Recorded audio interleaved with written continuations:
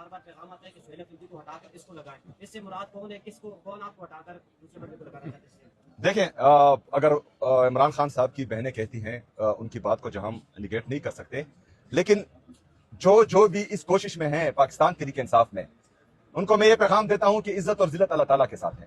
کسی دوسرے بندے کی ٹانگ کھینچ کر اگر آپ اس مقام تک آ بھی گئے تو اگر اللہ تعالیٰ نے عزت نہیں دینی ہوگی وہ نہیں دے گا.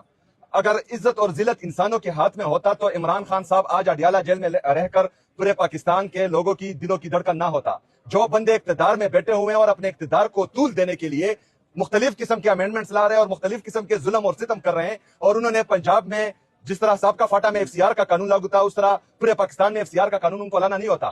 وہ منصبوں پر رہ کر بھی اللہ تعالیٰ ان کو عزت نہیں دے رہا. تو عزت اور ذلت جو ہے وہ منصبوں سے نہیں آتی، وہ میرا رب دیتا ہے، اور اس لیے عمران خان صاحب کو دیا ہے. تو میری درخواست ہے جو یہ اس طرح کرنا چاہتے ہیں کہ اپنے کاز پر، اپنے مقصد پر فوکس رکھے. اگر نصیب میں ہوا تو اللہ تعالیٰ دے دے گا، نصیب میں نہیں ہوا تو ان حربوں سے کسی کو نہیں لگتا.